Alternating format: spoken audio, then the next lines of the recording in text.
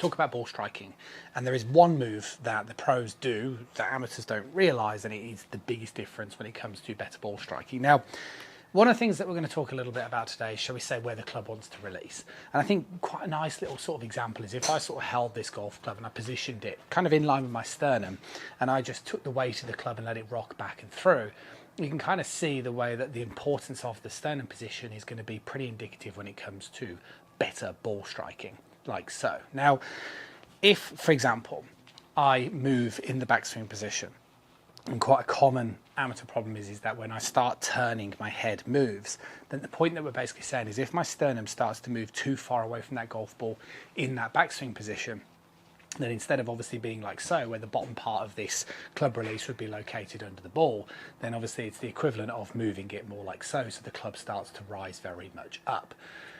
And this is the problem, okay? Because if you move this way, and I've meet a lot of people that I work with online, it is really, really strong problem that golfers don't even sometimes realise it, but they have a tendency to move too much this way, then all of a sudden the likelihood is that club is always going to be striking down very early in towards the ground, therefore doing things like adding loft, and it's pretty unrecoverable in that from that backswing position. So the question is, what do we need to do? Well, for those of you that like watching, social media content, there's quite a lot of talk these days about things like, using the ground, lifting your arms up, vertical ground force, shifting the pelvis.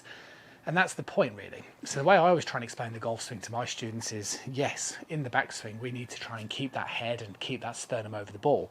But we also obviously need to turn, and that's the problem. Because if I start turning my upper body like so, my sternum moves off the ball.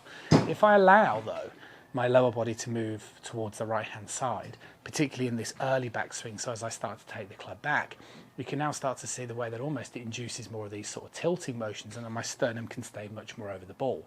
And that's why when you look at a professional golfer in that early backswing, particularly somebody like Rory McIlroy as a good example, you can kind of see, of course, not literally the sternum's not going to be completely over the ball, but you can kind of see my point in terms of what they are is they're very vertically placed over the golf ball.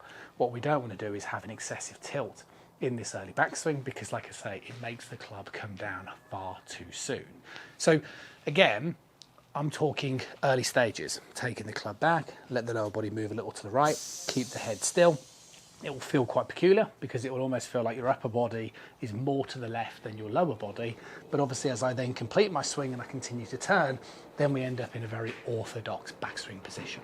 So what I would suggest is just, have a little bit of a go at it. Maybe hit some shots from, just a half a swing where you just get that feeling of keeping the head still, let the lower body move, and what you'll notice is the quality of the ball striking improves very much dramatically.